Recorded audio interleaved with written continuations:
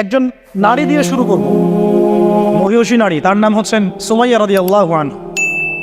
নাম মনে আছে? সুমাইয়া রাদিয়াল্লাহু আনহা একজন দাসী, দাসপ্রথা ছিল তখন না, দাসী। তিনি, তার স্বামীর নাম ইয়াসির রাদিয়াল্লাহু আনহু, তার সন্তানের নাম আম্মার রাদিয়াল্লাহু আনহু। তারা তিনজনই ইসলাম কবুল করেছেন। আর আবু জেহেল, আবু লাহাব, উতবা সাহেবার যে দারুন নাদওয়া, মানে ওই সময়কার কাফেরদের পার্লামেন্ট, এখনকার অনেকটা ওই ইয়ার মতো আর কি, বুঝে নেন, কাফেরদের পার্লামেন্ট, ওটার নাম কি? দারুন নাদওয়া। বলেন দারুন নাদওয়া। এটা ছিল ওই মক্কার আবু জেহেলের পার্লামেন্ট, মক্কার আবু জেহেলের পার্লামেন্ট নাম কি? দারুন নাদওয়া। ওখানে সব কিছুর এই শয়তানিগুলার মোজাকারা হইতো আর কি, কথা বুঝতে পারছে? এখনও কিন্তু দারুন নাদওয়া আছে বিশ্বে, আছে না? এখন একটা আধুনিক দারুন নাদওয়া, ঠিক আছে? তো ওইখান থেকে মানে বিল পাস হচ্ছে যে এদেরকে এখন অত্যাচার করতে হবে, নির্যাতন করতে হবে। তো সুমাইয়া রাদিয়াল্লাহু আনহাকে একেবারে শুইয়ে দিয়ে পিটাতে পিটাতে এই রোদের মধ্যে একদিকে মারা হচ্ছে, আরেকদিকে বলা হচ্ছে যে মুহাম্মদ সাল্লাল্লাহু আলাইহি ওয়াসাল্লামের এই দিনটাকে অস্বীকার করতে হবে। একটু ধৈর্য ধরেন, জাস্ট অল্প কিছু সময়, আমি শেষ করে দিচ্ছি। এই মুহাম্মদ সাল্লাল্লাহু আলাইহি ওয়াসাল্লামের এই দিনটাকে অস্বীকার করতে হবে, না হলে তোমাকে হত্যা করো। সে তো কোনোভাবেই দিন ছাড়তে রাজি নয়। শেষমেশ আবু জেহেল তাকে টিটকারি মেরে বলছিল যে বুঝেছি তুমি আসলে মুহাম্মাদের দিনের স্বার্থে না, বরং মুহাম্মদ সাল্লাল্লাহু আলাইহি ওয়াসাল্লামের সৌন্দর্য দেখে তার মনে হয় আকর্ষণে দিন কবুল করছে। এই কথাটা বলার সাথে সাথেই সুমাইয়া রাদিয়াল্লাহু আনহা একদম তীব্র একটা প্রতিবাদ করেছেন, একটা গালি দিয়েছে, খবিসের বাচ্চা, খবিস, নষ্ট নষ্ট মানুষের সন্তান নষ্ট, এরকম একটা শব্দ আছে না আমাদের সমাজে, এরকম একটা মারাত্মক, মানে শক্ত একটা কথা মেরে ফেলছে ওই সিচুয়েশনে। তো এইটা আবু জেহেলের তখন মানে ইজ্জত লেগে গেছে। তো সে পাশে থাকা একজন ওর মানে সহকারী, তার হাতে একটা বর্ষা ছিল, ওই বর্ষাটা নিয়ে সুমাইয়া রাদিয়াল্লাহু আনহার তলপেট লজ্জাস্থানের উপরের অংশে বরাবর একেবারে গেঁথে দিছে, এবং এটাতে ফিনকি দিয়ে রক্ত ছোটা শুরু হয়েছে, এবং এতেই তার শাহাদাত হয়ে গেছে। ইসলামের ইতিহাসে আমাদের উম্মতের মুহাম্মদ সাল্লাল্লাহু আলাইহি ওয়াসাল্লামের কাছে কোরআন আসার পরে কিয়ামত পর্যন্ত যত ঘটনা ঘটবে, এই পুরো ঘটনার ইতিহাসের প্রথম শহীদ হচ্ছেন এই সুমাইয়া রাদিয়াল্লাহু আনহা।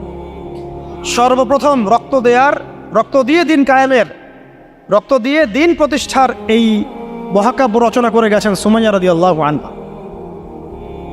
তারা কি দুনিয়ার কোনো স্বার্থে রক্ত দিয়েছিলেন? হ্যাঁ, তারা কি উপদেষ্টা হওয়ার জন্য রক্ত দিয়েছিলেন?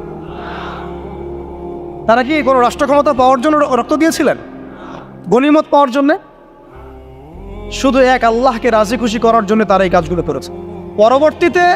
পরবর্তীতে আল্লাহ পাক তাদেরকে গনিমতও দিয়েছেন, রাষ্ট্রও দিয়েছেন, রাষ্ট্র ক্ষমতাও দিয়েছেন, সবই দিয়েছেন।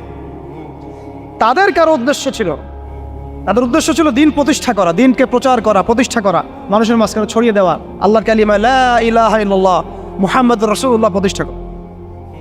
আমাদের এই অভ্যুত্থানগুলা, বিপ্লবগুলোর যেন নিয়াত ঠিক থাকে, কথাটা বলার উদ্দেশ্য এটাই। অপোজিটে একটা দলিল আপনাকে দিয়ে যাচ্ছে আজকে। খায়বার যুদ্ধ থেকে ফেরার সময় নবী সাল্লাল্লাহু আলাইহি ওয়াসাল্লামের সাথে আরেকটা যুদ্ধ হয়ে গেছে। ইহুদিরা লুকায় ছিল, ওতপেতে ছিল, দূর থেকে তীর নিক্ষেপ করেছে। নবী সাল্লাল্লাহু আলাইহি ওয়াসাল্লাম এবং সাহাবীরা এটাকে প্রোটেক্ট করেছেন। একদিন দুই দিন ওখানে থাকতে হয়েছে। এর মধ্যে একটা তীর এসে আল্লাহ নবী সাল্লাল্লাহু আলাইহি ওয়াসাল্লামের এই যে একটা খাদেম, সম্ভবত তার নাম মিদআম, কি নাম, এই মিদআমের বুকে এসে লাগে এবং সে মারা যায়। সাহাবীরা বলতে থাকেন যে সে কত সৌভাগ্যবান, নবীর খাদেম ছিল, শহীদ হয়ে গেল। নবীজি বলছেন না, বরং আমি ওকে জাহান্নামে দেখতেছি, নাউযুবিল্লাহ। তখন সাহাবীরা অবাক হয়ে জিজ্ঞাসা করলেন যে এটার পিছনে কারণ কি? নবী সাল্লাল্লাহু আলাইহি ওয়াসাল্লাম বলেন, খায়বার যুদ্ধের গনিমত থেকে একটা চাদর না বলে নিয়েছিল। এটা খায়বার যুদ্ধের গনিমত থেকে একটা চাদর না বলে নেয়ার কারণে এই অবস্থা হয়েছে। তখন অন্য অনেকেই কিছু কিছু করে জিনিস সামনে আনা শুরু করলেন, এমনকি মেসওয়াক, হ্যাঁ, কাপড়, ছোট ছোট একটা গাছের ডাল, যারা একটা মেসওয়াকও নিয়েছে হয়তো না বলে, তারাও জমা দেওয়া শুরু। নবীজি বলেন এটা ছিল জাহান্নামের অংশ। এটা কি ছিল? জাহান্নামের অংশ। এখন বলেন তাহলে যদি গন্তব্য উদ্দেশ্য আল্লাহ সন্তুষ্টি না হয়, তাহলে অনেক সময় অনেক ত্যাগেরও মূল্য পাওয়া যায় না। পক্ষান্তরে আরেকটা দলিল নিয়ে নেয়, উহুদের মাঠের একজন ইহুদি এসেছে সকালবেলা যুদ্ধ করতে। কে? ইহুদিদের কিছু মানুষ তো ইসলাম কবুল করেছিল, কিছু অল্প। এসে উহুদের মাঠে দাঁড়িয়ে বলছে যে আমাকে আগে কি করতে হবে, আমাকে কি আগে ইসলাম কবুল করতে হবে না আগে যুদ্ধ করুন? সাহাবীরা বলেন আগে ইসলাম কবুল করতে হবে, তারপরে যুদ্ধ করতে। তো সে আগে কালিমা শাহাদা সাক্ষ্য দিল, তারপরে যুদ্ধ করতে, এবং সেখানে সে শহীদ হয়। নবীজি দেখে বলছেন, লাশ দেখে পরে, যুদ্ধের পরে, এই ব্যক্তি এখানে কি করছে? তখন সাহাবীরা বললেন যে ইনি সকালবেলা ইসলাম কবুল করেছেন, যুদ্ধ করে শহীদ হয়েছে। নবী সাল্লাল্লাহু আলাইহি ওয়াসাল্লাম এবার বললেন যে আমিলা কলিল ওয়া উজিরা কাসীর, এই ব্যক্তি তো অল্প আমল করেছে, এক ওয়াক্ত নামাজও পড়ে নাই, কিন্তু বিশাল পুরস্কার পেয়ে গেল। কিসের বদৌলতে? ওই যে আদর্শর ইন্টেনশনটা চেঞ্জ, তারা আল্লাহর দিনকে প্রতিষ্ঠার জন্য লড়াই করেছেন, কিন্তু সেই ব্যক্তি বিদআন, সে কিন্তু এই জন্য করেন। বুঝতে পারছি? এরকম অসংখ্য ঘটনা আছে। যেমন ইয়াসির রাদিয়াল্লাহু আনহু, এই সুমাইয়া রাদিয়াল্লাহু আনহুর স্বামী, তাকেও একইভাবে হত্যা করা হয়েছে। তিনিও মহাকাব্য রচনা করেছেন। যদি আমরা দেখি বেলাল রাদিয়াল্লাহু আনহুর কথা, তাকে কিভাবে পিটানো হয়েছে আপনারা সবাই কম বেশি জানেন। আরবের জাস্ট গরমে যদি একটু উমরা করেন তাহলেই বুঝতে পারবেন যে গরমটা কেমন হতে পারে। কয়েকদিন আমাদেরকে রাস্তায় নামাজ পড়তে হয়েছে, এত ভিড় ছিল, ওখানে সেজদা দেওয়ার মতো কোনো পরিবেশ থাকে না, এত মানে গরম। ওখানে দাঁড়িয়ে থাকলে আপনার পায়ে মনে ফসকা পড়বে। ওখানে একটা মানুষকে সারাদিন শুইয়ে রাখা হলে উত্তপ্ত বালুর মধ্যে, উপরে যদি পাথর চাপা দেওয়া হয়, আর সে তখনও বলতে থাকছে আহাদুল আহাদ, আল্লাহ এক, আল্লাহ এক, তাহলে তার ইমানের জজবা চিন্তা করে এই জীবন মহাকাব্য রচনা করেছে। এই জন্য বেলাল রাদিয়াল্লাহু আনহু সেই ব্যক্তি যিনি মক্কা বিজয়ের পরে কাবা ঘরের ছাদে উঠে আজান দিয়েছেন। সুবহানাল্লাহ, চিন্তা করা যায়। তিনি সেই ব্যক্তি যার কথা নবী সাল্লাল্লাহু আলাইহি ওয়াসাল্লাম যখন আলোচনা করতেন তখন বলতেন যে বেলাল, যখনই আল্লাহ আমাকে জান্নাত দেখান তখন তোমার পায়ের আওয়াজ আমি আগে আগে শুনতে পারি। তুমি কি এমন আমল করো? তিনি বলছেন, আমি তো এক্সট্রা এমন কোনো আমল করি না, তবে যখনই আমার ওযু ছুটে যায় তখন আমি আবার ওযু করি, এবং সেই ওযু দিয়ে আমি 2 রাকাত নামাজ পড়ি। তাহিয়াতুল ওযু, এটা আমরা আমল করার চেষ্টা করবো। আল্লাহ পাক আমাকে তৌফিক দান করেন, আপনাদেরকে তৌফিক দান করেন। উহুদ যুদ্ধ চলছে, শুরু হবে যুদ্ধ, সবাই শুনছে। ঠিক সেই সময় একজন সাহাবী হানজালা রাদিয়াল্লাহু আনহু সত্য বিয়ে করেছেন, বাসর করেছেন গত রাতে, ফরজ গোসল করার সময় পান নাই, যুদ্ধের ডাক এসেছে, চলে গেছেন, এবং যুদ্ধ করতে করতে তিনি শহীদ হয়েছেন। যুদ্ধের পরে তার লাশটাকে দেখা গেল যে সেই লাশটা মাটি থেকে শূন্যে ভেসে আসে, এবং লাশটাকে পানি ঝরে পড়তেছে। নবীজি বললেন যে সাল্লাল্লাহু আলাইহি ওয়াসাল্লাম যে ফেরেশতারা তাকে গোসল দিচ্ছে। সুবহানাল্লাহ, এটাও মহাকাব্য, এগুলি মহাকাব্য, রচনা করে যাওয়া মহাকাব্য। আপনারা দেখবেন যে অনলাইনে কিছু ইসলামিক নাশিদ আছে। একটা পাকিস্তানের আমাদের এক ভাই এক নাশিদ আছে, ওই যে ও শেহরে মোহাব্বত, শুনেছেন না? জাহা মুস্তফা, হ্যাঁ, ওহি ঘর বানানে ও দিল চাহতা, একটা নাশিদ আছে। ওখানে একটা এরকম চমৎকার একটা পঙ্ক্তি আছে, জিহাদে মোহাব্বত কি আওয়াজ গুঞ্জি, কাহা হানজালা নে, যে হানজালা রাদিয়াল্লাহু আনহু, কাহা হানজালা নে কি দুলহন সে আপনি। যখন জিহাদের মহব্বতের আওয়াজ উঠলো, তখন হানজালা তার স্ত্রীকে বলল যে ইজাজত আগার দো, যদি তুমি অনুমতি দাও তো যা আমি শাহাদাতের এই যে জান মানে কি পানপাত্র লেবো পে লাগানে, মানে আমার ঠোঁটে স্পর্শ করাতে একটা দিন চাহতা, আমার মন চাচ্ছে। কি চমৎকার জিন্দাগিটা এসে। হানজালা রাদিয়াল্লাহু আনহুর এই আত্মত্যাগ এখন মহাকাব্য হয়ে আছে। আমি উর্দুতে মোটেই ভালো না, আমি উর্দুতে খুবই কাঁচা, তো আমার উর্দু ভুল হওয়াটাই স্বাভাবিক। এবং আমি উর্দুর ব্যাপারে আমার বিষয়টা এখন এমন যে নবী সাল্লাল্লাহু আলাইহি ওয়াসাল্লাম আরবির বিষয় যেমন ছিলেন, মানে উর্দু নবী সাল্লাল্লাহু আলাইহি ওয়াসাল্লাম কিন্তু এই আরবি কিন্তু নবী সাল্লাল্লাহু আলাইহি ওয়াসাল্লাম লিখতে পারতেন। আপনারা কি জানেন? আমাদের নবী যে আরবি এভাবে লিখতে পারতেন না, এবং আরবি লেখা এভাবে পড়তে পারতেন না। কিন্তু আল্লাহ রাব্বুল আলামিন তাকে এমন জ্ঞান প্রজ্ঞা দিয়েছেন যে সেই আরবি ভাষায় তার উপর কুরআন নাযিল করা হয়েছে। এই জন্য নবীজিকে বলা হয় উম্মি, কি বলা হয়, মানে নিরক্ষর। এইভাবে অক্ষর জ্ঞান তার ছিল। আর এখন তো আমরা এই সার্টিফিকেটকেই বানিয়ে নিয়েছি যোগ্যতার মানদণ্ড। আমরা সিগনেচার করাকে বানিয়ে নিয়েছি যোগ্যতার মানদণ্ড, তাই না? আর আমাদের নবী সাল্লাল্লাহু আলাইহি ওয়াসাল্লাম নিজে লিখতেও জানতেন না, পড়তেও জানতেন। তার উপর আল্লাহ পাক কোরআন নাযিল করেছেন পৃথিবীর মহাকালের ইতিহাসের সবচেয়ে জ্ঞানী মানুষ তিনি। জ্ঞানের মাপকাঠিও বুঝতে হবে আমাদেরকে। সার্টিফিকেট আসলে তো কী হয়েছে, আপনি আপনার প্রতিভা কাজে লাগায় আপনি জাতিকে ভালো কিছু দিবেন ইনশাআল্লাহ। এখানে হতাশ হবেন কেন? চাকরি কেন করতে হবে সবসময়? আপনি উদ্যোক্তা হবেন ইনশাআল্লাহ। যাই হোক, প্রসঙ্গে আসি। তো হামজা রাদিয়াল্লাহু আনহু এই ঘটনাটা আপনারা পড়বেন। এরপরে অনেক আছে, আমি বলতে থাকলে অনেক সময় চলে যাবে। হামজা রাদিয়াল্লাহু আনহুর নাম শুনেছেন? হামজা রাদিয়াল্লাহু আনহু উহুদের দিনে এমনভাবে যুদ্ধ করছিলেন যে তাকে যে হত্যা করেছে সেও বলেছে যে সে এমনভাবে যুদ্ধ করছিল যে মনে হচ্ছিল সে একজন উড়ন্ত বাজ পাখি। সামন থেকে আমি তাকে আঘাত করার কোনো সুযোগ পাই নাই, পিছন থেকে পাথরের পিছন থেকে তাকে আমি দূর থেকে একটা বর্ষা নিক্ষেপ করেছিলাম। এই বর্ষা গিয়ে তার নাভির নিচে গিয়ে লাগে, পিছন দিয়ে বের হয়ে যায়। কিন্তু এই অবস্থাতেও তিনি তরোয়াল নিয়ে আমার দিকে তেড়ে আসতেছিলেন আমাকে মারার জন্য, কিন্তু তিনি পেরে ওঠেন নাই, পড়ে গেছে। তারপরে তার লাশকে চিরে ফেলা হয় এবং কলিজাটা বের করে দাঁত দিয়ে কামড়ে খাওয়ার চেষ্টা করা হয়েছে।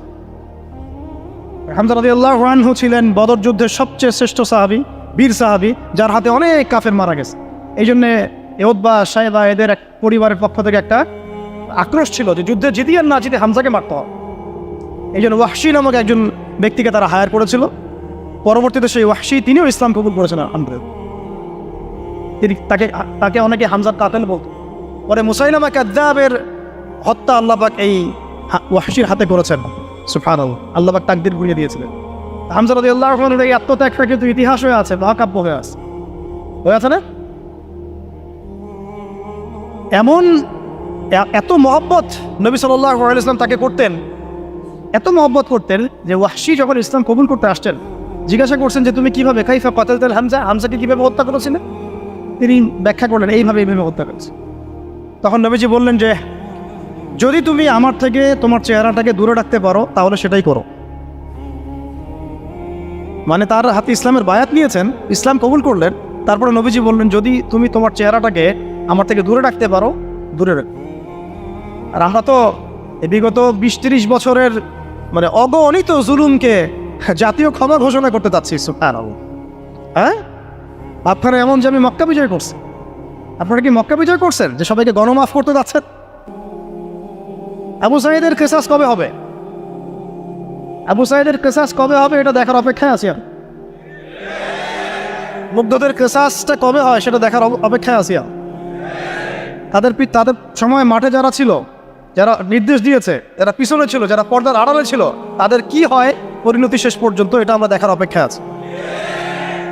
তবে আমাদের আশঙ্কা যে আপনারা আইনের ফাঁকফোকর দিয়ে এদেরকে অনেককেই বের করে দিবেন। এটা আমাদের এটা আশঙ্কার যায়। এই অবস্থা যদি হয় তাহলে শহীদদের সাথে গাদ্দারি হয়ে যাবে। এত বেশি ভালো হইতে হয় না সবসময়, এত বেশি না। জালেমকে তার শাস্তি দিতে হবেই, আইনের একদম সুশাসন নিশ্চিত করতে হবে। না হলে দেখবেন এরা যদি পার পেয়ে যায়, এরা অন্য স্রোতে এসে আবার জুলুম করবে না, কোনো গ্যারান্টি নেই, কোনো গ্যারান্টি নেই। আপনাদেরকে একটা কথা বলে রাখি, বদর যুদ্ধের সময় 70 জন বন্দী হয়েছিল, মনে আছে? এই বন্দীদের ব্যাপারে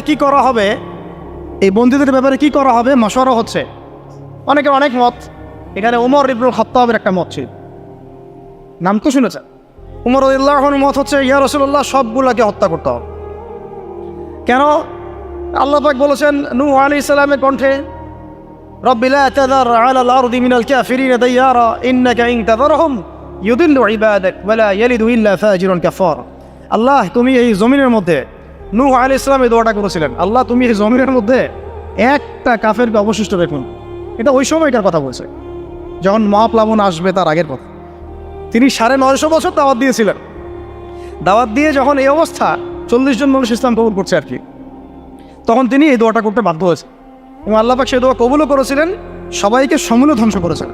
তো উমর রাদিয়াল্লাহু আনহু বলছিলেন ইয়া রাসূলুল্লাহ বদরের এই বন্দীদের ব্যাপারে আমার মাশওয়ারা হচ্ছে এটা, মুক্তিপণের দরকার নাই। হ্যাঁ, ওদেরকে অন্য কোনো দিকে ফোকাস করার দরকার নাই, এদের সবগুলোকে গর্দান নামায় দেন, শেষ, খালাস। এরা যদি থাকে পরে আপনার বিরুদ্ধে আবার ষড়যন্ত্র করো। তো শেষমেশ তার রায়টা কিন্তু কবুল করা হয় নাই, বরং রক্তপণ এবং মুক্তিপণ নেওয়া হয়েছে এবং আরও অনেক পদ্ধতি অবলম্বন করা হয়েছে। কিন্তু কিন্তু সূরা আনফালে আল্লাহ রাব্বুল আলামিন ওমর রাদিয়াল্লাহু আনহুর এই মতটার প্রশংসা করেছে। পড়ে দেখেন আপনি। তাই খুব বেশি ভালো হইতে চান না আপনারা, এত বেশি ভালো হন দরকার। হ্যাঁ, মামা চাচা খালু ধরে ধরে এভাবে পার করে দিয়েন না। হ্যাঁ, ও পার পেয়ে গেলে পরের বার আপনাকে পার করবে না। আপনারা ভুল করতেছেন। যাদের হাতে এরকম 100-200 ক্রসফায়ারের রক্ত লেগে আছে, এদেরকে যদি আপনি মাফ করে দেন, তাহলে আপনার চেয়ে বড় আহাম্মক বোকা আর পৃথিবীতে কেউ নাই। কি বলেন এগুলো? ইসলামের বিধান হচ্ছে একজন মানুষকে যদি কেউ হত্যা করে অন্যায় হবে, তাকেও শাস্তির আওতায় এনে মৃত্যুদণ্ড কার্যকর করতে হবে। আর যাদের হাতে এরকম 10টা 20টা 30টা করে ক্রসফায়ারের রক্ত লেগে আছে, আপনি ওদেরকে মাফ করে দিবে? এত বেশি ভালো হয়তো ইসলাম শিখায়নি তো আমাদের। এগুলো তো ভালো না, এগুলো বোকামি। এগুলো তো ভালো না, এগুলো হচ্ছে কি বোকামি। ইসলাম শিখায় আমাদেরকে ডিপ্লোম্যাটিক হতে, ম্যাচিউরড হতে। সুবহানাল্লাহ। আমি এগুলো দেখে খুব আসলে হতাশ, তাই একটু আক্রোশের কথা বলে ফেললাম, কিছু মনে করুন। মানে আমি বুঝি না, আমরা এই সাইকোলজির সাথে যাই না। একজন ব্যক্তি যদি 10টা মানুষকে এভাবে নির্মমভাবে খুন করতে পারে, জবাই করে দিতে পারে, আপনারা তো জানেন না বিষয়টা। মানে একটা রুমে গিয়ে একদম বেদর পিঠে একজনকে হাত পা ভেঙে দিয়ে পরে পাশের রুমে এসে ভিডিও গেমস খেলতেছে, পাবজি ভিডিও গেমস খেলতেছে। এই মানুষগুলোকে আপনি যদি মাফ করে দেন, তাহলে তো আসলেই বলবো যে আপনার চেয়ে বড় আহাম্মক আর গর্ধব আর কি বলবো, কি সব দিয়েছে আপনার চেয়ে, মানে জাতীয় প্রতারক আর কেউ নাই। আপনাদের মানে যদি এরকম কেউ করেন, তাহলে জাতির রিপ্রেজেন্টেটিভ হওয়ার যোগ্যতাই নেই আপনার। আমার কথা মাইন্ড করেন না, আমি কিন্তু খোলামেলা কথা বলে দিলাম একটা। কারণ এখন সব কথা কিছু কথা খোলামেলা আপনাদেরকে বলতে হবে, নাহলে অনেক কথা ইনসাফ করতে হবে। আল্লাহ পাক আমাদেরকে বড় তৌফিক দান করে। আর 2-4টা বলে শেষ করছি। আপনাদেরকে একজন সাহাবীর নাম বলি, তালহা রাদিয়াল্লাহু আনহু। কিনা উহুদ যুদ্ধের দিন আল্লাহ নবী সাল্লাল্লাহু আলাইহি ওয়াসাল্লাম কিন্তু একটু বিপর্যয়ের মধ্যে পড়েছিলেন, মনে আছে? চারদিক থেকে তাকে আক্রমণ করা হয়েছে। খালিদ বিন ওয়ালিদ তখন তিনি মুসলিম হন নাই, এসে আক্রমণ করেছেন, পিছন থেকে সাহাবীদেরকে আক্রমণ করেছেন। অনেক সাহাবী শহীদ হয়েছেন। আর নবী সাল্লাল্লাহু আলাইহি ওয়াসাল্লামের কাছেও প্রায় 11 জনের মতো আছেন, বাকি সবাই ছত্রভঙ্গ হয়ে গেছেন। তো ছত্রভঙ্গ হয়ে যাওয়ার সময় মাত্র 2 জন সাহাবী ছিলেন মুহাজির, আর বাকি 9 জন ছিলেন আনসার। তো একে একে আনসার সাহাবীরা শহীদ হতে লাগলেন। আর 2 জন মুহাজির সাহাবীর মধ্যে একজন সাদ বিন আবি ওয়াক্কাস, একজন হচ্ছেন তালহা বিন উবাইদুল্লাহ রাদিয়াল্লাহু আনহু। সাদ রাদিয়াল্লাহু আনহু তীর ছুটছেন। আল্লাহ নবী সাল্লাল্লাহু আলাইহি ওয়াসাল্লাম তাকে লক্ষ্য করে বলছেন, হে সাদ, আমার পিতামাতা তোমার প্রতি কুরবান হয়ে যাক, তুমি তীর ছুঁড়ো। সাহাবীরা সবাই বলতেন, ইয়া রাসূলুল্লাহ, আপনার জন্য আমার পিতামাতা কুরবান হোক। আল্লাহ নবীজি নিজে বলেছেন, হে সাদ, তোমার জন্য আমার পিতামাতা কুরবান হোক। এই একমাত্র সাহাবী যিনি ইসলামের ইতিহাসে প্রথম তীর নিক্ষেপ করেছিলেন, সাদ বিন আবি ওয়াক্কাস রাদিয়াল্লাহু আনহু। আর তালহা রাদিয়াল্লাহু আনহু তরোয়াল চালাচ্ছিলেন। বলা হচ্ছে, ইতিহাসের পাতায় এসেছে, সিরাতের পাতায় এসেছে যে তার গায়ে, মানে তালহা রাদিয়াল্লাহু আনহুর গায়ে তখন প্রায় 40 থেকে 50টা আঘাতের চিহ্ন লেগেছে, বর্ষার তীরের তরোয়াল। এই অবস্থায় তিনি নবী সাল্লাল্লাহু আলাইহি ওয়াসাল্লামকে কাঁধে উঠিয়ে উহুদ পাহাড়ের একটা পার্শ্বদেশ দিয়ে উপরে উঠিয়ে সেফ একটা জায়গায় নিয়ে রেখে দিয়েছে। নবীজি বলেছেন, তোমরা যদি কোনো জীবন্ত শহীদকে দেখতে চাও, তাহলে তালহাকে দেখো। এগুলো হচ্ছে সত্যিকারের মহাকাব্য। এগুলো কি সত্যিকারের চিরস্থায়ী মহাকাব্য। আপনারা যদি এই একজন সাহাবী সাদ বিন মুআজ, তার নাম শোনেন, দেখবেন খন্দকের যুদ্ধে তিনি মহাকাব্য রচনা করেছেন। খন্দকের যুদ্ধে একটা ক্রুশিয়াল অবস্থা ছিল, সেই সময় তিনি সামনে আগ বাড়িয়ে যুদ্ধ করতে গিয়ে তার হাতের মধ্যে তীর লাগে। এই তীরটা ছিঁড়তে গিয়ে তার হাতের ভ্যাংটা ছিঁড়ে যায়, রক্তটা ছিঁড়ে বের করতে গিয়ে। তো এই অবস্থায় আস্তে আস্তে তার শাহাদাত হয়েছে। কিন্তু শাহাদাতের আগে তিনি আল্লাহর কাছে দোয়া করেছিলেন, আল্লাহ, যদি কুরাইশদের সাথে আরও কোনো যুদ্ধ বাকি থাকে, আমাকে তাহলে জীবিত রেখো। এবং তার শাহাদাতের সময় তিনি বলছেন, এরপর থেকে ইসলামের উপর তারা আর আক্রমণ করতে পারবে না, কারণ আমি এমন দোয়া করেছিলাম যে আল্লাহ, যদি কুরাইশদের সাথে আরও কোনো যুদ্ধ বাকি থাকে আমাকে জীবিত রেখো। তার আগ মুহূর্তে তিনি বনু কুরাইজার যে গাদ্দারি, বেঈমানি, ওই বেঈমানির শাস্তি দিয়ে তিনি দুনিয়া থেকে বিদায় নিয়েছেন। সাদ বিন মুআজ, যার জানাজায় নবীজি বলেছেন, যার জানাজার সালাতে 70,000 ফেরেশতা শরীক হয়েছে। এগুলো মহাকাব্য। আপনারা যদি আরও সামনে যান, আপনারা মুতার যুদ্ধের ঘটনা পাবেন। এই কয়েকটা বলে শেষ করছি। এটা বলতে গেলে আসলে আমি নিজেকে ধরে রাখতে পারি না। আর ধরে রাখার মতো আসলে অবস্থাও না। ইসলামের ইতিহাসের সবচাইতে মর্মান্তিক যুদ্ধ হচ্ছে মোতাব, সবচেয়ে মর্মান্তিক। বদর, উহুদ, খন্দক, খায়বার যত যুদ্ধ আছে এগুলো যুদ্ধ অনেক বড় মাপের। মুতার যুদ্ধের প্রেক্ষাপট এবং সিচুয়েশনটা সম্পূর্ণ ডিফারেন্ট। এখানে আপনাদেরকে আমি 3 জন শ্রেষ্ঠ বীরের মহাকাব্য শোনাচ্ছি। কয়জন? 3 জন শ্রেষ্ঠ বীর পুরুষের মহাকাব্য। নবী সাল্লাল্লাহু আলাইহি ওয়াসাল্লাম একজন সাহাবীকে পাঠালেন, তার নাম হচ্ছে হারিস বিন উবাইদা। কি নাম বলেন? হারিস বিন উবাইদা, তুমি এই চিঠিটা নিয়ে যাও। এটা তো মদিনা রাষ্ট্র কায়েম হওয়ার পরের কথা, একদম নবম হিজরতের 8ম বছরের দিকের কথা আর কি। তখন ততদিন হুদাইবিয়ার সন্ধিও হয়ে গেছে এবং কাজা ওমরাও আদায় হয়ে গেছে এবং খায়বার যুদ্ধ জয় হয়ে গেছে। খায়বারের পরের কথা এটা, যে হারিস বিন উবাইদা তুমি এই চিঠিটা নিয়ে যাও, ওই রোমকদের কাছে যাবা। তখন তো সুপার পাওয়ার 2টা, রোমানরা এবং পার্সিয়ানরা। তো এখনকার ওই যে এই কন্টিনেন্টের ন্যাটো আর ওই কন্টিনেন্টের চায়না রাশিয়ার মতো আর যেটা করতেছে। তো সে গেল ওখানে। সুরাহবিল আল গাসানি একজন শাসক ছিলেন ওইখানকার সিরিয়ার। তো সে ওই চিঠিটা দেখে বলতেছে যে আচ্ছা ঠিক আছে, বসো, দেখি কি করা যায়। চিঠিতে লিখে আছে ইসলাম কবুল করেন, আল্লাহ পাক শান্তি বর্ষণ করবেন, তাসলিম তাসলিম। যে নবী সাল্লাল্লাহু আলাইহি ওয়াসাল্লাম চিঠি আছে না একটা রাষ্ট্রপ্রধানদের কাছে, সে চিঠি পড়ে উদ্ধত আচরণ করে। আমি এখানকার আমির, আমাকে ওই মক্কার মেষপালকরা চিঠি পাঠায়। তো কে চিঠি নিয়ে আসছে? যে হারিস বিন উবাইদা। আচ্ছা, ওকে বসাও। হারিস বিন উবাইদা রাদিয়াল্লাহু আনহুকে রাষ্ট্রদূত, কিন্তু তিনি রাষ্ট্রদূতকে তারা নির্মমভাবে হত্যা করল। কথা বুঝতে পারছেন? এবার নবী সাল্লাল্লাহু আলাইহি ওয়াসাল্লামের কাছে খবর যখন আসছে রাষ্ট্রদূতকে হত্যা করেছে, আমার সাহাবীকে, কয়জন সাহাবীকে হত্যা করেছে? 10 জন, 20 জন, 100 জন না একজন সাহাবীকে হত্যা করার প্রতিশোধ নেওয়ার জন্য নবী সাল্লাল্লাহু আলাইহি ওয়াসাল্লাম 3000 বাহিনীর একটা জিহাদি কাফেলা তৈরি করলেন। 3000 বাহিনী কাফেলায় তিনি নিজে নেতৃত্ব না দিয়ে বললেন যে এই কাফেলার নেতৃত্ব দিবে আমার প্রিয় ভাজন, তাকে তার পালক পুত্র বলা হতো এক সময়, যায়েদ ইবনে হারেসা রাদিয়াল্লাহু আনহু। কোন যায়েদ? তায়েফের সফরের সঙ্গী, তায়েফের সফরের একজন সাহাবী তার সাথে ছিল, তার নাম যায়েদ ইবনে হারেসা। যখন তায়েফবাসী নবীজিকে মারছিলেন, যায়েদ ইবনে হারেসা রাদিয়াল্লাহু আনহু তার বুক দিয়ে নবীকে জড়ায় ধরেছিলেন, তাই আমার গায়ে আঘাত লাগবে, তার গায়ে না লাগে। এই সাহাবী যায়েদ ইবনে হারেসা রাদিয়াল্লাহু, তাকে পতাকা দিয়ে বললেন এই মোতার যুদ্ধের আমির হচ্ছে যায়েদ ইবনে হারেসা। যদি যায়েদ ইবনে হারেসা শহীদ হয় তাহলে পতাকা বহন করবে জাফর ইবনে আবি তালিব, আমার চাচাতো ভাই। কোন জাফর? যিনি আবিসিনিয়ায় গিয়েছিলেন মুসলিমদেরকে নিয়ে হিজরত করতে, মনে আছে? যিনি বাদশাহ নাজাশির সামনে কুরআন তেলাওয়াত করার, সূরা মারিয়াম তেলাওয়াত করার কারণে বাদশাহ নাজাশির চোখ দিয়ে দরদর করে পানি পড়তে শুরু করেছে। ওই বাদশাহ নাজাশিও পরে ইসলাম কবুল করেছে, আলহামদুলিল্লাহ। জাফর রাদিয়াল্লাহু আনহু পতাকা বহন করবে যদি যায়েদ ইবনে হারেসা শহীদ হয়। এরপরে যদি জাফরও শহীদ হয়, পতাকা বহন করবে আমার আরেক প্রিয় ভাজন সাহাবী আব্দুল্লাহ বিন রাওয়াহা রাদিয়াল্লাহু আনহু। আব্দুল্লাহ বিন রাওয়াহা রাদিয়াল্লাহু, যাকে যে কোনো মুহূর্তে যদি বলতেন ইসলাম নিয়ে একটা শের বলেন, একটা কবিতা বলেন, ইনস্ট্যান্ট তিনি শের বলে ফেলতে পারতেন। এত সুন্দর, এত উন্নত কাব্য প্রতিভা ছিল তার মধ্যে। এই নষ্ট সংস্কৃতি না, তাদের সংস্কৃতি ছিল একেবারে খাঁটি তাওহীদের সংস্কৃতি। এমনকি কাবা তাওয়াফ করছেন যিনি, তখন কাবা তাওয়াফ করছেন বিদায় কাজা উমরা আদায় করার সময় নবীর সামনে সামনে তিনি ঘুরছেন এবং আবৃত্তি করছিলেন একটা কবিতা কাফেরদেরকে আঘাত করার জন্য। এই কাফেররা দেখো, তোমরা যাকে বের করে দিয়েছিলে তিনি আজকে সসম্মান এখানে করতেছে। ওমর রাদিয়াল্লাহু আনহু বলছিলেন যে কাবা তাওয়াফ করার সময় তুমি এগুলো বলছো? নবীজি বললেন ওকে ছেড়ে দাও, সে এমন বাক্য তিলাওয়াত করতেছে, মানে এমন বাক্য সে চয়ন করেছে যেগুলো কাফেরের অন্তরে বর্ষার চাইতেও বেশি বিদ্ধ হচ্ছে, তাকে বলতে দাও। এই হলো আব্দুল্লাহ বিন রাওয়াহা রাদিয়াল্লাহু আনহু, নবীজির অত্যন্ত প্রিয় ভাজন স্যার। আব্দুল্লাহ বিন রাওয়াহা যদি শহীদ হয় তাহলে তোমরা তোমাদের মধ্য থেকে একজনকে আমির নিযুক্ত করে নিও।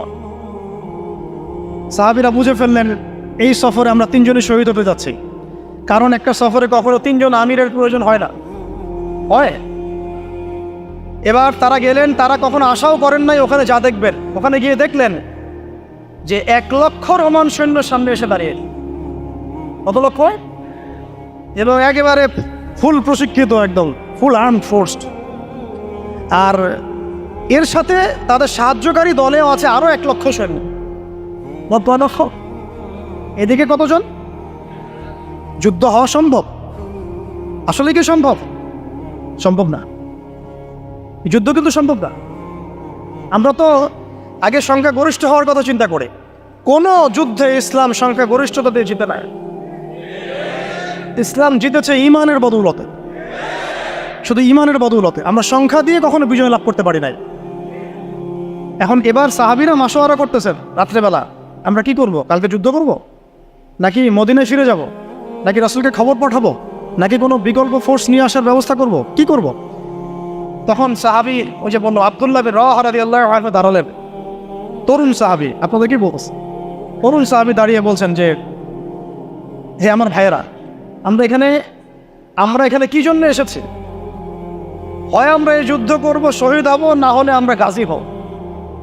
আর আপনারা যে বিষয়টাকে ভয় করছেন, আসলে কিন্তু আমরা সেটা পাওয়ার জন্যই এসেছি, তার নাম শাহাদাত। আপনারা যেটাকে ভয় করছেন যে আমরা এখানে গেলে মারা যাবো, ওটার জন্যই তো আমরা এত দূরে এসেছি। আমরা গাজী হই অথবা শহীদ হই, আমাদের জন্য আজর আল্লাহর কাছে লিখে থাকে। তো তার এই এমন ঈমানদীপ্ত ছিল ভাষণটা, আমি তো ওটা বলতে পারলাম না, আরবিতে তিনি বলেছেন। এতে উৎফুল্ল হয়ে বা ইন্সপায়ার্ড হয়ে সাহাবীরা আর দ্বিতীয়বার ভাবলেন, ঠিক আছে কালকে যুদ্ধ হবে। এবার পরের দিন যুদ্ধ শুরু হল। এটা কি সম্ভব যুদ্ধ? প্রথমে যায়েদ ইবনে হারিসা রাদিয়াল্লাহু আনহু পতাকা নিয়ে ঘোড়া ছোটা আগায় যাচ্ছে, এবং একটা আঘাতও পিছন থেকে করার সাহস হচ্ছে না তাদের, সব আঘাত তারা সামনে থেকে করছে। এক পর্যায়ে যায়েদ রাদিয়াল্লাহু আনহুর এই গায়ের মধ্যে তারা বর্ষা নিক্ষেপ করে। বর্ষা তো আগেকার বড় বড় বল্লম বর্ষা ছিল, এমনি একটা বর্ষা তার গায়ে যখন লাগে তিনি পড়ে যান, এবং এই অবস্থা আস্তে আস্তে তার শাহাদাত পড়ে। পতাকা পড়তে দেন নাই, পতাকা নিয়ে নিয়েছেন জাফর ইবনে আবি তালিব রাদিয়াল্লাহু আনহু হাতে, এবং জাফর রাদিয়াল্লাহু আনহু যুদ্ধ করতে থাকেন, এত বীর বিক্রমে যুদ্ধ করতে থাকেন যে এক পর্যায়ে তিনি তার নিজের কালো এবং লাল ডোরাকাটা ঘোড়া ছিল, সেই ঘোড়ার পা নিজেই কেটে ফেলেন, যে আমার যেন পালিয়ে যাওয়ার মন না উঠে, তারা যেন আমার ঘোড়া ইউজ করতে না পারে। সাহাবীরা বলছেন তার শাহাদাতের পরে তার বডির মধ্যে আমরা এরকম 50টা থেকে 60টা এরকম আঘাতের দাগ দেখেছি। একটাও দেখে পিছনে ছিল না, সব সামনে ছিল। যুদ্ধ করতে করতে এক পর্যায়ে তার ডান হাতটা কেটে পড়ে যায়। এরপরে তিনি বাম হাতে পতাকা উঠায় নেন, কাফেররা বাম হাতটাও কেটে ফেলে। এরপরে তিনি বুকের সাথে পতাকাটাকে এইভাবে জড়িয়ে রাখেন, বুকের সাথে পতাকাটাকে এইভাবে জড়িয়ে রাখেন, পতাকা পড়তে দেন নাই। একজন রোমান সৈন্য তাকে আঘাত করে এবং তার দেহটা দ্বিখণ্ডিত হল। এই খবর নবী সাল্লাল্লাহু আলাইহি ওয়াসাল্লাম ওই মদিনায় বসে বসেই পাচ্ছিলেন। তিনি বললেন, এইমাত্র যায়েদ শহীদ হলো, এইমাত্র জাফর শহীদ হল। একটু তিনি কান্নার ভাব চলে আসলো। একটু পরে নবীজি হেসে দিলেন। সাহাবীরা বলছেন, আপনি হাসছেন কেন আসবো? তিনি বলছেন যে জাফর এর ডান হাত প্রথমে কেটে গেছে, তারপর বাম হাত কেটে গেছে। আল্লাহ রাব্বুল আলামিন তাকে এই দুইটা কাটা হাতের বিনিময়ে জান্নাতে দুইটা বড় বড় পাখা দিয়েছে। এইটা দিয়ে তিনি জান্নাতে ঘুরে বেড়াচ্ছেন আর ফল খাচ্ছেন। তার নাম হয়ে গেল জাফর আত-তাইয়ার, জাফর আত-তাইয়ার, পাখাওয়াল। এরপরে পতাকা হাতে নিলেন সেই আব্দুল্লাহ বিন রাওয়াহা রাদিয়াল্লাহু আনহু। তিনিও তো বীর বিক্রমে যুদ্ধ করতে লাগলেন। এক পর্যায়ে তিনি একটু কান্না করেছিলেন। সাহাবীরা বলছেন, আপনি কি ভয় কান্না করতেছেন? জি না, আমি ভয় কান্না করছি না, বরং কোরআনের একটা আয়াত আমার মাথায় আসছে বলে আমি কান্না করছি। ওয়া ইম মিনকুম ইল্লা ওয়ারিদুহা কানা আলা রাব্বিকা হাতমান মাকদিয়া। তোমাদের সবাইকেই আবশ্যিকভাবে, ম্যান্ডেটরিভাবে এই জান্নাত জাহান্নামের উপর অবস্থিত এই পুলসিরাত পার হতেই। এটা তোমার রবের একটা প্রাচীন একটা স্টেটমেন্ট, এটা তোমাকে করতেই হবে, সবাইকে করতে হবে। এই আয়াতটা মনে হয় আমার কান্না আসতেছে। একজন তাকে একটা হাড্ডিওয়ালা গোশত এনে দিয়েছিলেন, তিনি সেই গোশতটা খাওয়ার জন্যে চেষ্টা করছিলেন, পরে একটা কামড় দিয়ে ফেলে দিয়েছেন। তারপরে তিনি ছুটলেন যুদ্ধ করার জন্যে, এবং ওই সময় একটা কবিতা আবৃত্তি করেছে, যে আমার মন, তোমার নফস হয়তো চাচ্ছে, তুমি হয়তো চাচ্ছ এখান থেকে পালিয়ে যাওয়ার জন্যে, জেনে রাখো সামনে তুমি যা দেখছো এর পিছনেই আছে জান্নাত। শেষমেশ কি জীবন দেখেন, কি ব্যক্তিত্ব, কি ক্যারেক্টার, কেমন গায়রত, কেমন ইজ্জত, কেমন সম্মান, কি জীবন। এরপরে তিনিও শহীদ হলেন। পতাকা হাতে তুলে নিলেন আল্লাহর বীর খালেদ বিন ওয়ালিদ রাদিয়াল্লাহু, তাকে পতাকা দেওয়া হয়। তিনি কিন্তু নতুন মুসলিম হয়েছেন। উহুদের যুদ্ধের যে ক্রাইসিস, এটা কিন্তু তার হাতে। কাজা উমরা আদায় করতে গিয়ে নবীজি চিঠি লিখে দিয়েছেন ছোট্ট করে একটা, একজনের দ্বারা লিখিয়েছেন যে খালিদকে চিঠিটা পৌঁছে দিও। ওখানে লেখা আছে, খালিদ তুমি যদি কাফেরদের পক্ষ অবলম্বন না করে মুসলিমদের পক্ষ নিতা কতই না হবে। ঠিক আছে, এই একটা লেখা একটা চিঠি খালিদ রাদিয়াল্লাহু আনহু একবারে কলিজাটা কাঁপায় ফেলছে। তিনি মক্কা থেকে মদিনায় গিয়ে নিজে ইসলাম কবুল করে আসছেন। নবী সাল্লাল্লাহু আলাইহি ওয়াসাল্লাম তাকে কিন্তু আন্ডারস্টিমেট করেন নাই। তার হাতে উল্টা তরোয়াল উঠাই দিয়ে বলছেন যে আজকে থেকে এই তরোয়াল তোমার এবং তোমার নাম হচ্ছে সাইফুল্লাহ, তুমি আল্লাহর তরবারি। এরপর থেকে তিনি প্রায় 80-90টা যুদ্ধ করেছেন, সবগুলোতে জয়লাভ করেছেন। ওই খালিদ রাদিয়াল্লাহু আনহু পতাকা তুলে নেন মোতার যুদ্ধে। তারপরে সিরাতের মধ্যে আসছে, তিনি বলছেন নিজের ভাষায় যে ওই দিন আমার হাতে 9টা তরোয়াল ভেঙে গেছে। যুদ্ধ করতে করতে করতে করতে ওই দিন আমার হাতে 9টা তরোয়াল ভেঙে গেছে। তিনি ছিলেন যুদ্ধ কৌশলে অত্যন্ত পারদর্শী, হোটে হেঁটে করে কাজ করতেন, অনেক পারদর্শী। তিনি ডানের সৈন্যকে বামে নিয়ে আসছেন, বামেরটাকে ডানে নিয়ে গেছেন, সামনেটাকে পিছনে নিয়ে আসছেন, পিছনেটাকে সামনে নিয়েছেন। বর্ষা যারা ছিল তাদেরকে পিছনে নিয়ে আসছেন, তীরন্দাজদেরকে সামনে দিয়েছেন, মানে ওদেরকে ভেবা চাকা খাওয়াই দিয়েছেন যে ওরা মনে করতেছে এরা মনে হয় অনেক, হ্যাঁ এরা মনে হয় আরও বিকল্প ফোর্স নিয়ে আসছে বলা হয়। ওরা আস্তে আস্তে পিছনের দিকে যাওয়া শুরু করে, আর এদিকে মুসলিমরা একটু একটু করে সেফ জোনে আসার চেষ্টা করতেছে পিছনের দিকে। ওরা ভাবতেছে পিছনের সামনে যদি আগাই হয়তো পিছন থেকে ওরা আরও সৈন্য নিয়ে আসছে, আমাদেরকে আক্রমণ। এই আল্লাহ পাক ভয় চাপাই দিলেন, এরা পালায় চলে গেল। 3000 সৈন্য নিয়ে 2 লক্ষ সৈন্যকে পরাজিত করা হয়েছে। খালিদ রাদিয়াল্লাহু আনহু বললেন আমার হাতে সেই দিন 9টা তরোয়াল ভেঙেছে, আর শেষমেশ ছোট্ট একটা ইয়েমেনি চাকরি দিয়ে আমি যুদ্ধ করেছি। তাহলে চিন্তা করেন কত কাফের মারা গেছে। আর মুসলিমদের মধ্যে মাত্র 12 জন সাহাবী শহীদ হয়েছে। মাত্র 12 জনকে তারা মারতে পারছে, বাকিদেরকে মারতে পারবে। এইগুলো হচ্ছে মহাকাব্য, জাদুল্লাহ মহাকাব্য, যেগুলো আমাদের এই প্রজন্মকে জানা উচিত এবং আপনাদের মাথায় থাকা উচিত। প্রত্যেকটা সংগ্রাম, প্রত্যেকটা বিপ্লব, প্রত্যেকটা অভ্যুত্থানের পিছনে যেন থাকে আল্লাহর সন্তুষ্টি, আল্লাহর দিন কায়েমের চেষ্টা, আল্লাহর দিনের খেদমতের চেষ্টা এবং ইনসাফ প্রতিষ্ঠার চেষ্টা, এবং জালেমের বিরুদ্ধে আমাদের অবস্থান সবসময় শক্ত থাকবে ইনশাআল্লাহ। এরকম অনেক ঘটনা আছে, আমি আজকে আর বলার সুযোগ পেলাম না। ইনশাআল্লাহ আরও একদিন আল্লাহ যদি তৌফিক দেন ইনশাআল্লাহ তাআলা আমি আপনাদের সাথে আবার এগুলো ডিসকাশন করবো ইনশাআল্লাহ। তো শেষ করার আগে আমি জাস্ট 2-1টা নাম উচ্চারণ করতেছি। সেটা হচ্ছে আমার খুব পছন্দের একজন ব্যক্তিত্ব, ইমাম হুসাইন রাদিয়াল্লাহু আনহু। নাম মনে আছে না? তার কারবালার মাঠের ঘটনা আপনারা জানেন। এইগুলো মহাকাব্য। তিনি সপরিবারে নিহত হলেন, শেষ পর্যন্ত কিন্তু আত্মসমর্পণ করেন না, করেছেন। তিনি প্রস্তাব দিলেন আমাকে ছেড়ে দাও, আমি মদিনায় চলে যাই, আমাকে ছেড়ে দাও, আমি মক্কায় চলে যাই, ছেড়ে দাও আমাকে, আমি কোনো সীমান্তে চলে যাই, সেখানে জিহাদ করে শহীদ হই। তারা কিন্তু সুযোগ দেয় নাই। আমাকে বলেন যারা তাকে আক্রমণ করেছিল তারা কি কালিমা পড়া মুসলমান ছিল না? বলেন তারা কি কাফের ছিল? এখন কি ইমাম হোসেন যে এখানে প্রতিবাদ করলেন, হাতে অস্ত্র উঠিয়ে নিয়ে যুদ্ধ করে শেষ পর্যন্ত শহীদ হলেন, তার যুদ্ধটা কি সন্ত্রাসী কর্মকাণ্ড ছিল? ঠিক অনেকে আছে আমাদের সমাজে, তারা মনে করে যে মুসলিমরা যতই পাপ করুক না কেন ওদেরকে কিছুই বলা যাবে। এমন একটা কনসেপ্ট আমাদের সমাজে আছে, মুসলিম তো রে ভাই, কালিমা পড়ছে, লা ইলাহা ইল্লাল্লাহ বলছে, তাকে আপনি কেন এইভাবে চার্জ করেন? আরে কালিমা তো আব্দুল্লাহ বিন উবাইও পড়েছিল। আব্দুল্লাহ বিন উবাই কি কালিমা পড়ে নাই? তাহলে কি আপনি তাকে মুমিন বলে গণ্য করবেন? মনে রাখবেন একটা কথা, যাকে তাকে কোনো ক্ষুদ্র বিষয়ে কাফেরও যেমন বলা যাবে না, আবার যাকে তাকে মুসলমানও বলা যাবে না। এটা বুঝতে হবে আমাদেরকে, ঈমান ভঙ্গের কারণগুলো আমাদেরকে শিখতে হবে। যে যাকে তাকে যেমন আমরা কাফের তাকফির করবো, ঠিক একইভাবে যাকে তাকে মুসলমান পাক্কা মুসলমানও বলা যাবে না। আল্লাহ পাক আমাদেরকে বোঝার তৌফিক দান করেন। ঠিক এইভাবেই ওমর রাদিয়াল্লাহু আনহু একদিন ফজরের নামাজে দাঁড়িয়ে কিরাত পড়ছেন, পিছনে এক দাস, এই ফাইরুজ আবু লুলু একেবারে ধারালো ছুরি দিয়ে ওমর রাদিয়াল্লাহু আনহুকে 2-3টা আঘাত করলো। ওমর রাদিয়াল্লাহু আনহু শহীদ হলেন। এগুলো মহাকাব্য রচিত হয়েছে, কারণ ইসলামের বীর সিংহদেরকে কেউ আসলে সামন থেকে মারতে পারে নাই। কথা বুঝতে পারছেন? ওইভাবেই চোরাগপ্তই মারতে গেছে। আল্লাহর কসম, ওমর রাদিয়াল্লাহু আনহু যে জায়গায় শাহাদত বরণ করছেন ওই জায়গায় আমি দাঁড়াইছি, ওই জায়গাতে আমি দেখে আসছি কোন জায়গায় তাকে শাহাদত বরণ করেছে। ওখানে ওইসব জায়গাগুলো জিয়ারা করলেও মনের মধ্যে এই চেতনাগুলো জাগাও। সুবহানাল্লাহ। আলী ইবনে আবি তালেব কুফার মসজিদে যাচ্ছেন, রাস্তায় এক ব্যক্তি তাকে চোরাগপ্ত হামলা চালিয়ে তাকে হত্যা করেছে। আল্লাহর বীর সৈন্যদেরকে কেউ সামন থেকে আঘাত করা শুধু হয়। এইগুলো হচ্ছে মহাকাব্য, যার জন্য মহাকাব্য। আরেকজন ব্যক্তির কথা বলে শেষ করে দিচ্ছি, অনেক আছে ভাই, বলতে থাকলে অনেক সময় লাগবে। রাজি একটা জায়গার নাম, ওখান থেকে কিছু লোক আসছে, এসে বলছে ইয়া রাসূলুল্লাহ, আপনি আপনার কিছু সাহাবীকে পাঠান, আমরা ইসলাম কবুল করবো। ট্র্যাপ। আপনারা কেউ ভালো করে খেয়াল রাখবেন এগুলা, যে কেউ যখন তখন যাই বলবে হ্যাঁ করতে যাবেন না। মানুষের কথার পিছনে, ওদের কাজের পিছনে উদ্দেশ্য বোঝার চেষ্টা করবেন, ঠিক আছে? সবসময় কিন্তু আবেগে ভাসতে হবে না। আমরা কিন্তু এই জায়গায় ভুল করতেছি, অনেক ভুল হচ্ছে মাঝখানে। আমরা বিনয়ের সাথেই তাদেরকে বলবো যে ওলামায়ে কেরামদের সাথে মাশওয়ারা করে সিদ্ধান্ত নিতে, তাহলে ইনশাল্লাহ ভুলটা কম হবে ইনশাল্লাহ, ঠিক আছে? তো নবীজি 10 জনকে পাঠালেন, তারা দাওয়াত তো কবুল করেই নাই। হঠাৎ রাজি নামক জায়গায় তাদেরকে ঘিরে ফেলে 3 নিক্ষেপ করে 10 জন সাহাবী 7 জনকে শহীদ করে ফেললেন। ট্র্যাপে।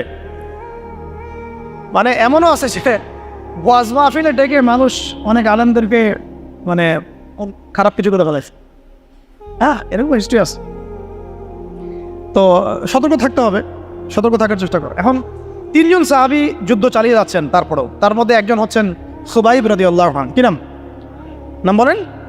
খুবাইব রাদিয়াল্লাহু আনহু। খুবাইব রাদিয়াল্লাহু আনহুকে এক পর্যায়ে মানে আর কতক্ষণ পারা যায়, 100 জন ঘিরে ফেলছে, আমরা 10 জন, 3 জন 7 জন শহীদ হয়ে গেছে, 3 জন বাকি আছে, কতক্ষণ পারো? তো তারা বললো যে তোমরা পাহাড় থেকে নেমে আসো, তোমাদেরকে ছেড়ে দিব। 3 জন মাশওয়ারা করছে, না নামা যাবেন, নামলে কিন্তু ওরা আমাদের ধরে ফেলবে। তারপরে বাধ্য হয়ে এক পর্যায়ে নামতে হয়েছে। নামার সাথে সাথেই একজনকে তারা মেরে ফেলছে, বাকি 2 জনকে তারা মক্কায় বিক্রি করে দিয়েছে। ওই মক্কার 2 জনের মধ্যে একজন হচ্ছেন খুবাইব রাদিয়াল্লাহু। কি নাম? খুবাইব রাদিয়াল্লাহু। আর একজনের নাম আসিম রাদিয়াল্লাহু। আসিম রাদিয়াল্লাহু আনহুকে তারা হত্যা করেছে এবং তার লাশটাকে বিকৃত করার চেষ্টা করেছিল। কিন্তু আসিম রাদিয়াল্লাহু আনহু ওই সময় দোয়া করেছিলেন, আল্লাহ আমার লাশকে কোনো কাফের হাতে বিকৃত হতে তুমি দিও না। যুদ্ধ করতে করতে কথাটা বলেছেন, কারণ তিনি বুঝতে পারছেন যে 100 জন ঘিরে ফেলছে। ওদের একটা ট্রেডিশন ছিল লাশ বিকৃত করা, যে আল্লাহ আমার লাশটাকে তুমি কোনো কাফের হাতে বিকৃত করতে দিও। তখন আল্লাহ রাব্বুল আলামিন তার শাহাদাতে পড়ে এক ঝাঁক ঘেমরুল পাঠায় দেন, তারা তার গায়ের উপর বসে পড়ে, কোনো কাফের তাকে হাত দিতে পারো। আল্লাহ তাকে এভাবে সাহায্য করে। আর এদিকে খুবাইব রাদিয়াল্লাহু আনহুকে বিক্রি করে দেওয়া হলো মক্কায়, তাকে জেলখানায় রাখা হচ্ছে। তো খুবাইব রাদিয়াল্লাহু আনহু জেলখানায় বসে আছেন, এটা একটু শুনেন আপনারা। জেলখানায় বসে আছেন, তার খুরের কাজের প্রয়োজন হয়েছে। ছেলেদের প্রয়োজন হয় না? খুরের কাজ তো বুঝতে পারছেন, অ্যাডাল্ট আপনারা। তো খুর চেয়েছেন, একটা খুর, আমাকে একটা খুর দাও। এখন কথা হচ্ছে খুবাইব রাদিয়াল্লাহু আনহু খুর চাইছেন, খুর দেওয়া হয়েছে, তারা খুর দিচ্ছে। তো খুর কাজ শেষ করার পরে ওই কাফেরদের একটা বাচ্চা, ছোট বাচ্চাটা দৌড়াদৌড়ি করতে গিয়ে ওই জেলখানার ভিতরে ঢুকে গেছে, খুবাইব রাদিয়াল্লাহু আনহুর কাছে চলে আসছে। তো খুবাইব রাদিয়াল্লাহু আনহু কিন্তু পারতেন তাকে জিম্মি করে ওখান থেকে বের হইতে, পারতেন না? কোলে বসে আদর করতেছেন বাচ্চাটাকে, যার বাচ্চা সে তো আতঙ্কে, এই তো অবস্থা খারাপ, আমার বাচ্চাকে মেরে ফেলে তো সমস্যা। তো খুবাইব রাদিয়াল্লাহু আনহু তাকে ছেড়ে দিলেন এবং আল্লাহ পাক ওই জেলখানার মধ্যে আল্লাহর পক্ষ থেকে তাকে আঙ্গুর খাওয়ালেন। ওই সময় ওই আঙ্গুর কথা পাওয়া যাচ্ছে না, কিন্তু জেলখানায় তিনি বসে আঙ্গুর খাচ্ছেন। তো কাফেররা বলেছে নিজেরাই যে খুবাইবের চেয়ে শ্রেষ্ঠ কোনো বন্দী আমরা কখনো দেখিনি। খুবাইবের চেয়ে শ্রেষ্ঠ কোনো বন্দী আমরা কখনো দেখি নাই। আমি এটা ফখর করে বলতেছি না। লাস্ট মোমেন্টে ওখানে অনেক বললাম, কিছু অফিসার ছিলেন, তারা অনেক জেন্টলম্যানের মতোই ছিলেন, অত উগ্র না, যে এত উগ্র না, তারা জাস্ট ইনভেস্টিগেট করতে চেষ্টা করছিলেন বিষয়গুলো। উগ্রতার সাথে আমার সাথে কোনো আচরণ করেন নাই। তাদের মধ্যে একজন ছিলেন, উনি আমাকে বলছিলেন যে তোমার সাথে যে সময়গুলো কাটলো খুব ভালো সময় কাট, আরও ভালো লাগতো যদি তুমি আরও সময় থাকতে পারতাম তোমার সাথে, ঠিক আছে? তো আরে আমি কিছু বিষয় অবাক হয়েছি, সুবহানাল্লাহ। তো তখন আমার এই কথাটা মনে পড়তেছিল, আমাকে বলতেছিল যে তোমার সাথে থেকে আমাদের কাছে যেটা মনে হয়েছে যে হয় তুমি প্রচণ্ড রকমের দুরন্ত একজন ব্যক্তি, অথবা তুমি একজন পুরো বিশুদ্ধ একজন সৎ মানুষ। হয় তুমি দুটোর একটা হবে, হয় প্রচণ্ড দুরন্ত একজন ব্যক্তি যে আমাদেরকে ব্লাফ দিয়ে ফেলছো এখানে, অথবা তুমি একজন অনেস্ট মানুষ, হয় দুটোর একটা তুমি হও। তো আমি কিছু বলি নাই আর কি। তারপরে ছেড়ে দেওয়ার সময় এভাবে বলা হচ্ছিল, তোমার সাথে সময়গুলো খুব সুন্দর কাট, এবং আমরা অনেকের সাথে ডিল করছি, কিন্তু তোমার সাথে প্রত্যেকটা সেশনে আমাদের কথা বলতে বা ডিল করতে আমাদের কাছে মনে হয় নাই যে আমরা কোনো কঠিন কোনো টাস্ক আমাদের কাছে আছে। শেষে উনি বলতেছিলেন যে সবই শুনলাম, সবই বুঝলাম, তোমার ইনশাল্লাহ তোমার সামনে একটা ব্রাইট ফিউচার থাকবে, যদি তুমি সঠিকভাবে ইসলাম পালন করো, আরও ওলামা ইকরামদের কাছে পড়াশোনা করো, আরও ইসলামের আরও বড় বড় ডিগ্রি সার্টিফিকেট অর্জন করো, এই ধরনের কথা হচ্ছিল আর কি। তো এমন হতে পারে যদি তুমি উগ্রপন্থী সত্যিই না হও, আমাদের কথা উগ্রপন্থী মনে হয়েছে আপনাদের কাছে, মানে তাদের বক্তব্য অনুযায়ী আর কি, যদি তুমি সত্যিই না হও তাহলে হয়তো বাংলাদেশের মানুষ তোমার দ্বারা উপকৃত হবে ইনশাআল্লাহ। তবে তুমি যে এত ভালো গান গাইতে পারো এটা তো জানতাম না। ওই তো তখন ছিল আরে এটা মানে কি গা মানে, তখন বলছে আরে কিছু না পরে বুঝবা পরে। তো আমি তখন চোখ বন্ধ করে যাচ্ছি তো চিন্তা করতেছি কি বন্ধু ওটা বুঝলাম না, আরেক কথা ঠিক হবে গান, গান তো আমরা সচরাচর কখনো গাইও নাই, আপনারা কি দেখছেন কখনো দেখছি নাই কেমনে কি।